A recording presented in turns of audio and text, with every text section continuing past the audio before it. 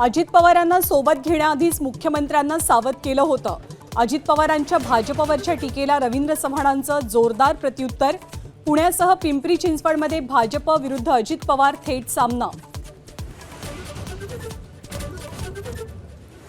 राजकारणात लवकरच नवा बॉम्ब फुटणार। पवार भाजपसोबत येणार का या प्रश्नावर आशिष शेलारांचं माझा कट्ट्यावर उत्तर।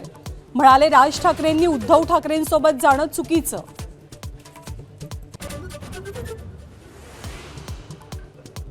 समोर येईल त्यांना सपाट करण्याची ठाकरे बंधूंमध्ये ताकद। कॉफी विथ कौशिकमध्ये बोलताना आदित्य ठाकरेंचा आत्मविश्वास। एकनाथ शिंदेंना समोरासमोर चर्चेचं पुन्हा एकदा चॅलेंज। ठाकरेंचं प्रेझेंटेशन म्हणजे अर्धवट होमवर्कचं वर्कशॉप। आदित्य आणि अमित ठाकरेंच्या संयुक्त प्रेझेंटेशनवर शिंदेंच्या शिवसेनेची सडकून टीका। ठाकरेंची आश्वासनं म्हणजे मुंबईकरांची फसवणूक असल्याचाही टोला। मनसे पदाधिकारी बाळासाहेब सरवदेंच्या हत्येमुळे सोलापूर तापलं। पोलीस संरक्षणातील अंत्ययात्रेसाठी मोठ्या संख्येनं जमाव रस्त्यावर। मविया नेत्यांचे भाजपवर जोरदार आरोप। महापालिकांच्या रणसंग्रामाचा ज्वर टिपेला।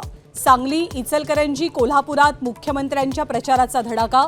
तर थोड्याच वेळात मुंबईच्या वरळीत शिवसेना भाजप युतीच्या प्रचाराचा नारळ फुटणार। देवा देता है तो छप्पर फाडके। सावित्रीबाई फुलेंच्या जयंती कार्यक्रमात छगन भुजबळांकडून मुख्यमंत्र्यांवर कौतुकाचा वर्षाव। साताऱ्यातल्या नायगावचं नाव बदलून सावित्रीबाई फुले करण्याचीही मागणी।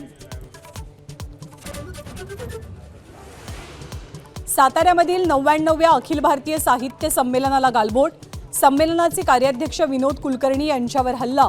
हल्ल्याचं कारण अस्पष्ट।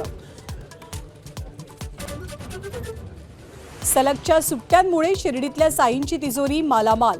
भाविकांकडून तब्बल 23 कोटी 29 लाखांचं विक्रमी दान।